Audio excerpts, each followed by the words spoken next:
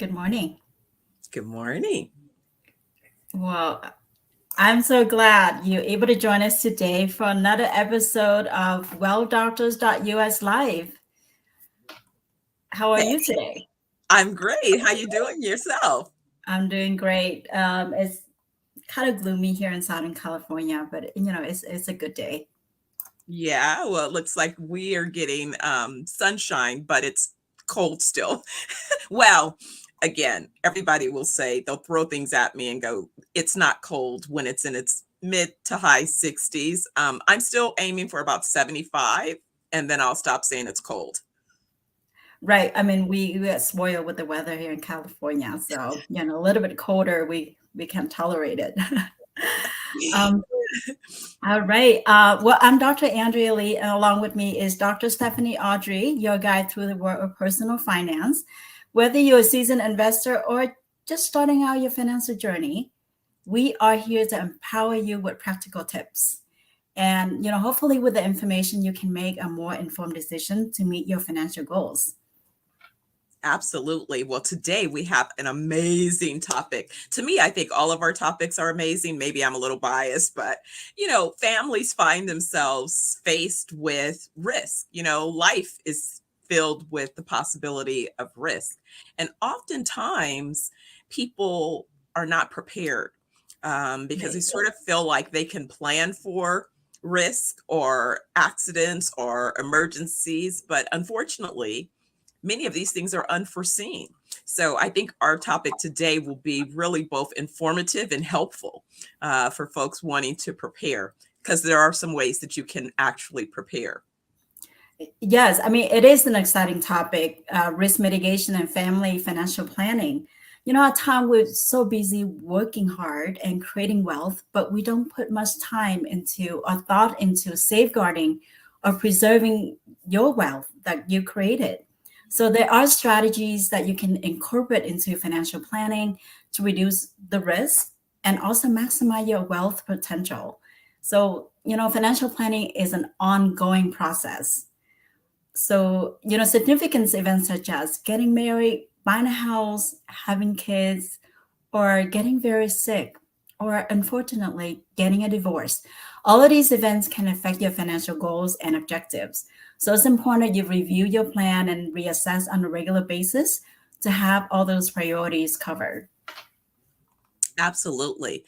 Sometimes it can be something as simple as, and it depends upon where you are along your journey. Although people, they say, have been waiting later to begin to set up their households just as a response to the cost of living. Things like, you go to school. There was a statistic that I heard recently about the number of people that graduated in the last couple of years following COVID in particular.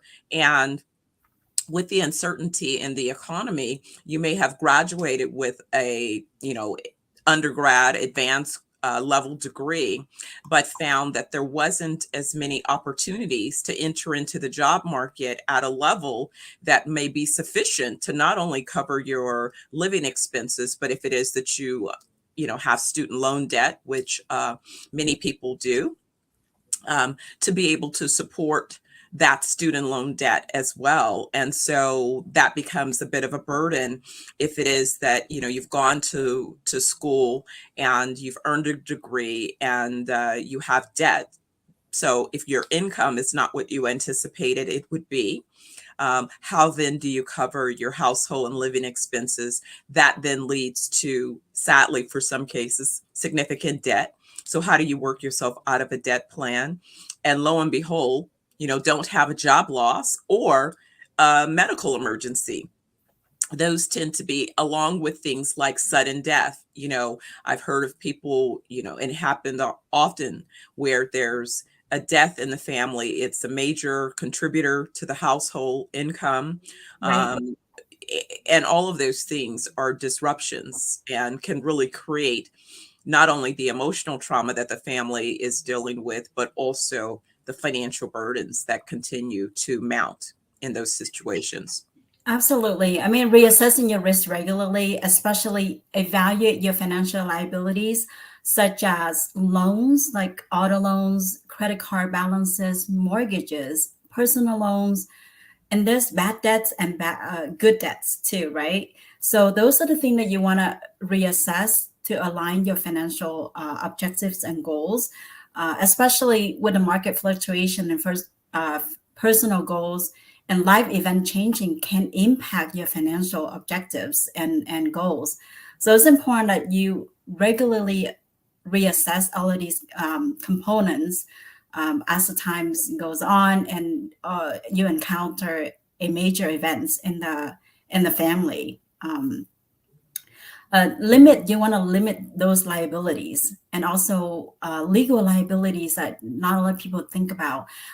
So especially personal liabilities insurance, to have like an umbrella insurance on top of your auto loan, auto insurance, or your mortgage insurance. Those can help to protect you in an event that it happened to you, like a car accident.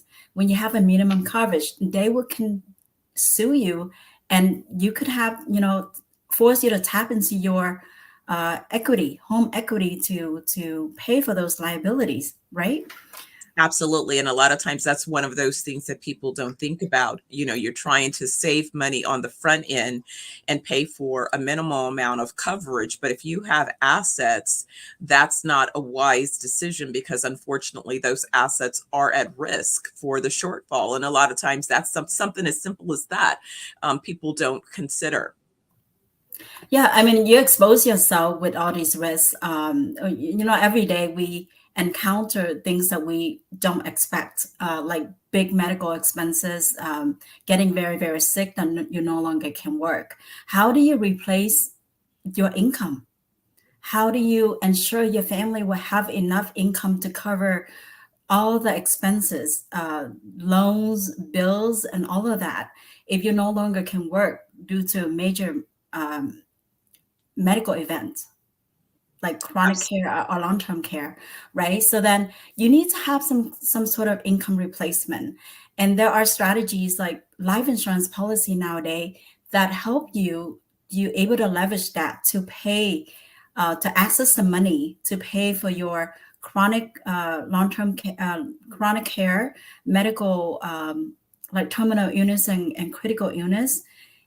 You can access the debt benefit early to pay for those events, and also income replacement too. So it's important that you consider the income replacement when you no longer can able to support your family, who especially you are the main income earner of the family or the breadwinner.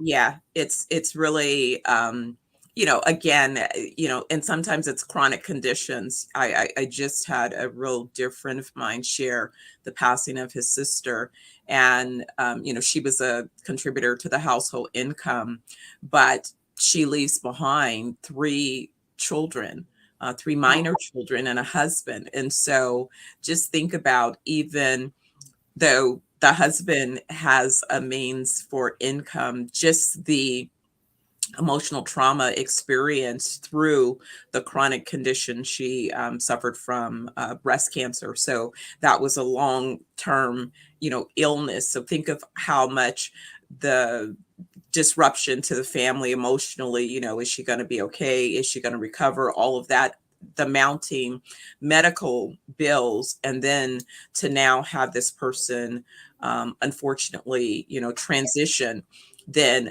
the void of that contribution to the household. And again, these things are happening more and more. Sadly, we find ourselves with a population of citizens who sadly have suffered from environmental, we won't talk about, the food and all the other things that have contributed to overall conditions that seem to be on the growth cycle. I'm seeing Right. younger and younger cases of early dementia and Alzheimer's, which is basically type 3 diabetes, sugar on the brain. I'm seeing cases as young as 30, 35. I was appalled to see that statistic, because when you think about chronic conditions like an Alzheimer's or a dementia, typically when they are prognosis received by older patients, although the brain begins to deteriorate, oftentimes, if there's not other conditions, a person can live for a long time with that type of chronic condition. So imagine if you're 30 years younger, at least if you have the experience in your 60s, the presumption is that you've worked a full career, you would have saved something for retirement, perhaps you have some other assets and resources. But if Right. this happens at 30, and you just finished That's a college long time. at Yes. 27, 28, maybe 30, just got your career started. You're just getting your career started in many cases. So you would not have saved that amount of resources. And literally, you could be in need of care for now 30 plus years. We really need to look and explore other options just in case, to prepare. You don't want to feel like we're not meaning to, make it doom and gloom, but we're just Right. saying that we see the realities. And it's tragic when you see a family suffer through something when dang it, there were some additional resources that if only they had those things, considered in their financial, or you say their wellness plan, because it is about a holistic approach to your longevity, right? Your Right. economic stability, your emotional stability, all of those factors work together to ensure your journey will be, what it is, but hopefully better. Right. Right. Right. I Yeah. mean, it's important. Yeah, like again, I mean, everything you said makes total sense how we plan our family in financial goals and objectives, because it's important to consider that you have enough savings for emergency funds for unexpected expenses, getting very sick, or you wanted to take a vacation that was not planned for. So you want to have enough money for those kind of events, and to have enough money in events of untimely death or getting very, very sick. Nowadays, a lot of insurance company are offering plan that you can access those living benefits, and they're very good. Chronic illness, terminal illness, critical illness, you can access the money to pay for, in an events that you didn't plan for. And also, how much insurance do you really need? I think it's a good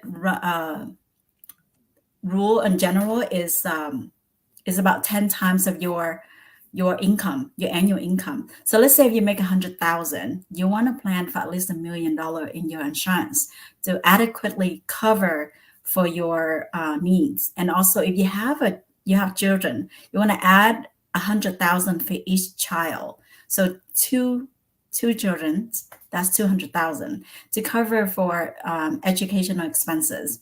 A little bit extra to have everything covered in case if something happened. You have a safety net to provide for your family. Yeah, and it would seem it would be important to factor in inflation as well, right? So you want to think about Absolutely. not Yes. only the value of those dollars today, but what will the value of those dollars be, 10, 20, 30 years in the future. And that's why it's important to evaluate. You don't just sort of do it once and you're done. If you Right. have policies or plans in place, you need to evaluate those plans and see if there are adjustments that should be made. Are there increases that are necessary because of the inflation and what those dollars actually become in a future? Were those plans set up where they are tax favored or they're tax disadvantaged? Is there going to be a tax consequence when you access those resources? Those are the kinds of things that you want to keep in mind, which is why it's so important to be aware of. It's the same thing that I keep saying with this holistic approach to your well-being. You want to check in on a regular basis, just like if you have a vehicle, that vehicle requires maintenance. If you just drive it, put gas in it, if you never check the oil, if you never check the tires, if you never check to see if there's maintenance concerns within the vehicle, chances are that is not going to last as long as it could, because you're going to be missing elements to ensure its longevity. You will have missed sort of course correction opportunities. And it should be the same thing about your well-being, your, strategies for ensuring that your family and you are taking care of your household, your immediate family. What type of legacy are you planning to leave? Yeah. So all of these things are things that you should factor in and keep up to date. Right. I mean, I've seen in a situation when people think they have adequate insurance, but in reality, they're not. A lot of people are underinsured, are not having enough insurance to cover when something happened in the family. I've seen families that having just term policy term policy insurance. Term is good when you have nothing. That helps you to cover, especially it's good for 10, 20, or 30 years. But on average, term insurance is expired by the time you really need it. So it's important that you want to set up a permanent life insurance that helps to protect you for the full life. And you want to have the benefits of like the living benefits, the supplemental income for retirement, access that money tax-free. And also the death benefit is going to be tax-free when something happened to you or you passed on and leave that money behind. So the tax consequences is very important. And also when you mentioned about inflation, a lot of people think, they set up a plan 10, 15 years ago.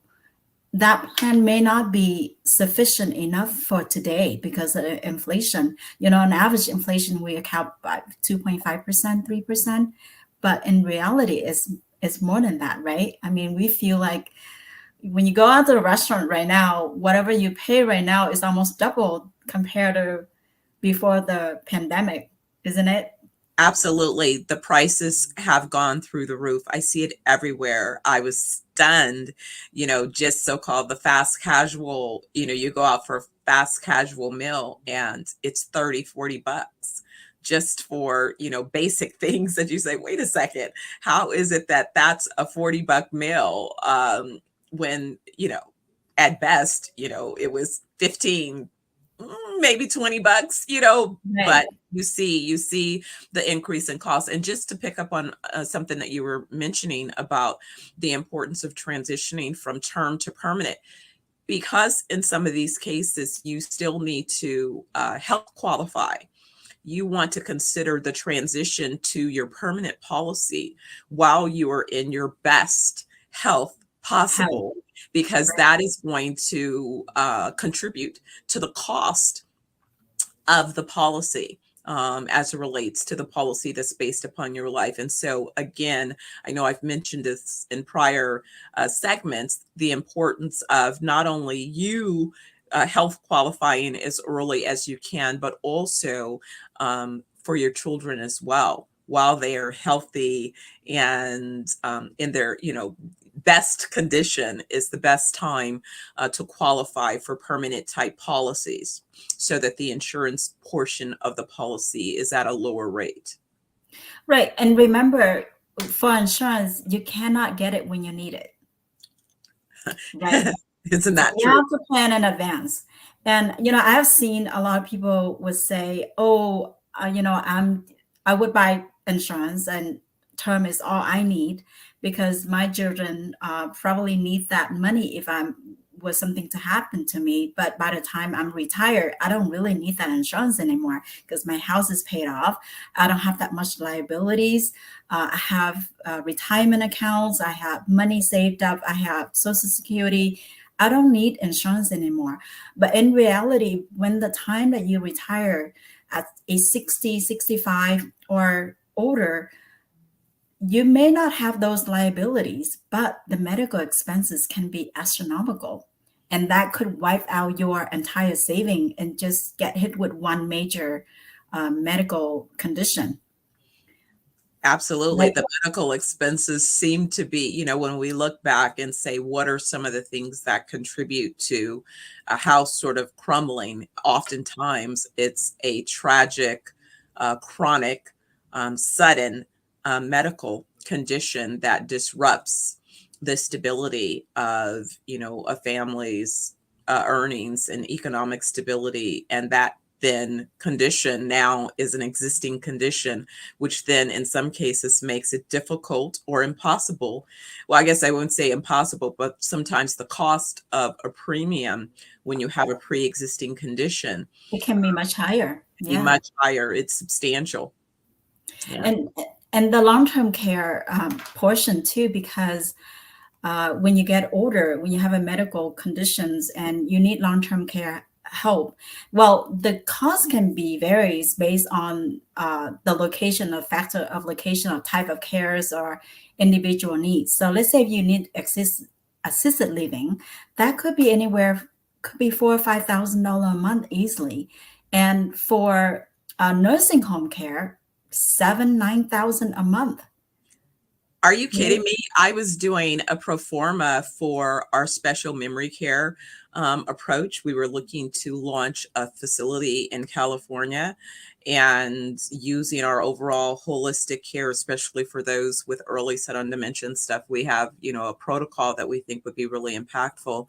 And really the cost was $15,000 a month per bed. Right. And there's like a year waiting list. Right. So, and many of these facilities, there's very few, but again, 15,000 a month a bed. So they say it ranging anywhere from 9 to 15,000 per month. Yeah. And your life insurance policy, it has a chronic long-term care, chronic care that helps to provide that. So that this is similar to the long-term care that help to take care of that portion if should you need some help at home when you no longer can feed yourself, bathe yourself, transferring, going somewhere that you need someone to help you, you can access that money. Of course, you have to be qualified to access the money, but it's there to help you in case of an event like that. Absolutely. Absolutely. So, each week when we come together, we have these conversations and we're sharing information, not only from our personal journeys and experiences, but we often are out here, I'm dealing with entrepreneurs and business owners every day. And it's such a challenge, especially when you're creating what you hope to be sustainable income, preparing for succession plans. We spend a lot of times, I say people spend more time planning their personal, birthday parties or family events. Then they invest oftentimes in planning their family life Right. plan, a family business plan. How do we plan to make sure that our family is strong and secure? What are the proper ways if there are assets that need to be transferred between generations? How do we do these things? And trust me, in advance planning is always better than under duress following some type of tragedy. Because oftentimes, again, you have emotions and other factors that are weighing in. And you also have a lack of sometimes understanding.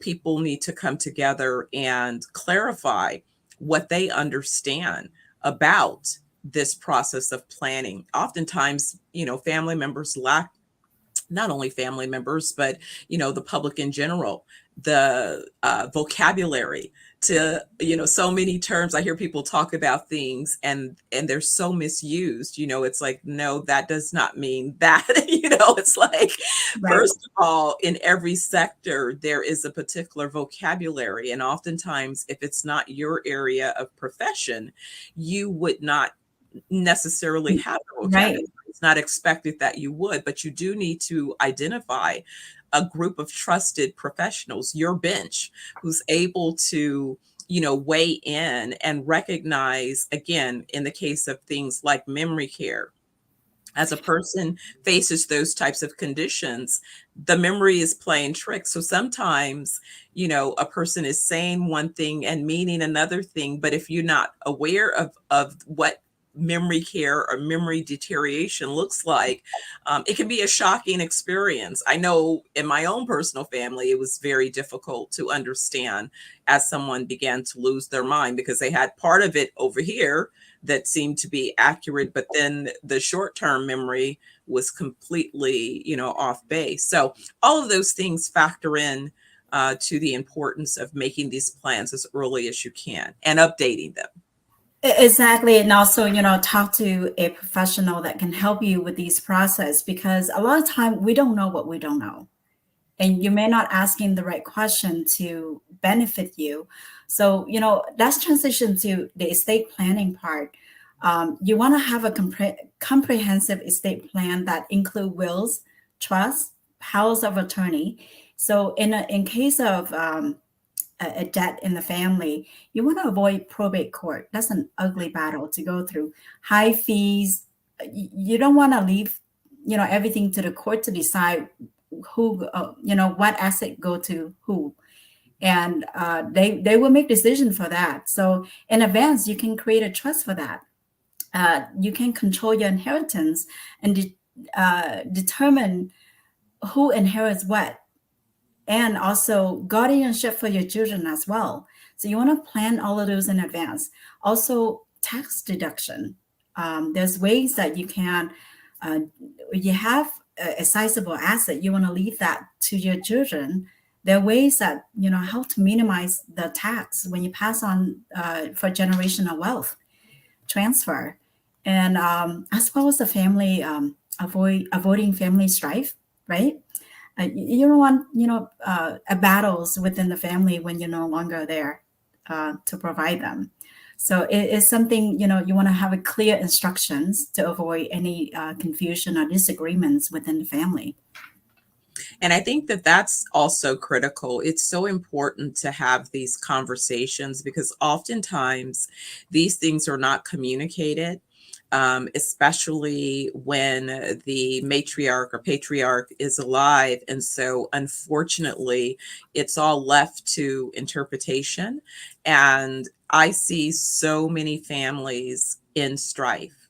And it's really tragic, because you're right. The courts and the legal system will make the legal decisions, and oftentimes they're not at the best. That may not to your best interest, right? If you don't make a decision, the court will take over and make the decision for themselves, right? Absolutely, absolutely, and therefore take out their portion, as well as additional costs for legal fees, court fees, attorney fees, a bunch of excess fees. And by the time you figure it out, and then of course when people contest decisions that have been made, it's really a mess, and trying to mitigate some of that disruption is best done by having early conversations and planning.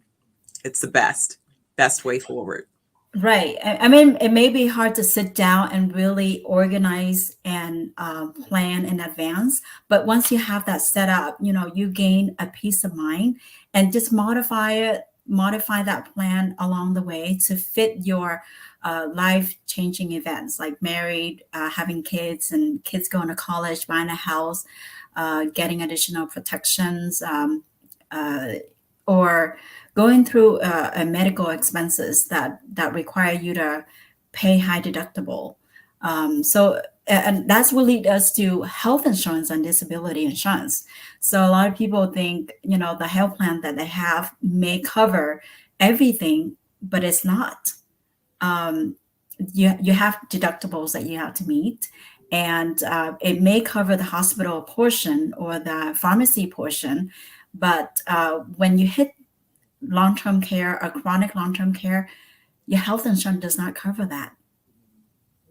And that's oftentimes where people have, unfortunately, a shocking wake-up call, is that the healthcare does not cover the long-term care or some of those additional services that you need. And so, their plan was that they were covered, but unfortunately they realized that no, this coverage ends at this point. Now, what do you have next to take over? And oftentimes there's no next. Right. Another plan that I have seen a lot of people now are start doing more is health saving account, the HSA, health saving account. What's the difference between 401k and the HSA account? Now, for this year, 2024, for individuals, you can contribute up to $4,150 to their HSA accounts. And for family, you can contribute up to 8,300 pre-tax dollar into your account. And you can use that for medical expenses or paying for prescriptions, or dentist costs or optometry costs for qualified expenses, of course. But when you invest, they do give you the option to invest that money and gaining interest over the years. So if you contribute into a plan HSA and it grows until age 65, after age 65, you can access that money as a retirement income as well. Instead that's of excellent. instead of just for medical qualified expenses.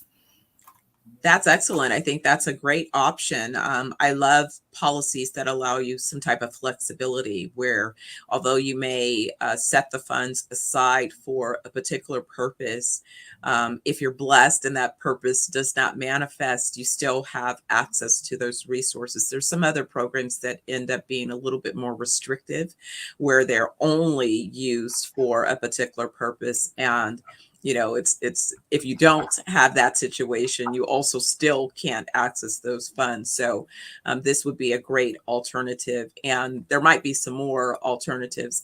I think it's important to make sure that you not only have your plans evaluated, but in some cases, consider speaking to more than one professional just so that you can explore a number of options.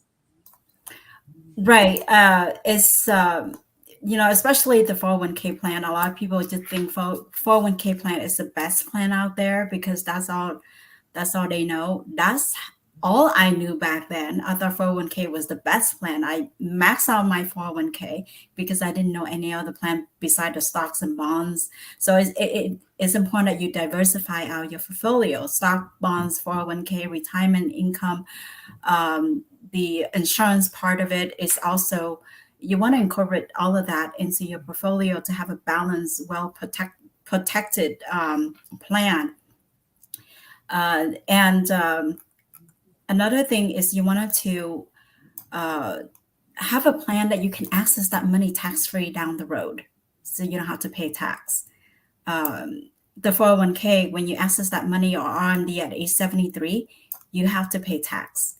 And there is provisional income that you have to consider. So your tax bracket might shoot up a lot higher, especially if you have $1 million or more in your 401k and your RMD that amount. And that could be, and especially if you're still working at that age, your income bracket can be a lot higher and your tax bracket can be a lot higher too. Absolutely. Well, it happens every week. Andrea, we are at the top of our time. This topic, as well as many of our other topics, are topics that we care about. So I find that we get really caught up in the conversation, and before we know it, our window has blown by. Are there any last tips that you want to share in terms of ways that families can mitigate their risk? So, every family situation is unique. So to tailor strategies that fit your specific needs and goals, talk to someone, with knowledge, professionals, so they can help you with this process. And it can be, it doesn't have to be, it could be a friends that have a license to do so, or your tax advisor or your financial advisor. Talk to someone, get yourself protected, get your family protected. If you don't have anyone, reach out to us. We can guide you through this process, and to make sure that you get all the protection you need, and continue this financial journey in your family and provide a safety net for your family. Well, thank you so much for tuning in today. We are running out of time. And as always, you can catch us every Wednesday at 10 a.m. Pacific time. We invite you to join us weekly. Until then, prioritize your well-being and your loved ones by developing a plan to safeguard yourself and your family. And if you already have a plan, we suggest review it, update it to optimize its effectiveness. And if there's a topic that you're interested to learn, please let us know. You can email us at info@welldoctors.us live. I'm sorry, welldoctors.us. Have the most wonderful day. Fantastic. And looks like we received a comment from John Steele telling us thank you for sharing.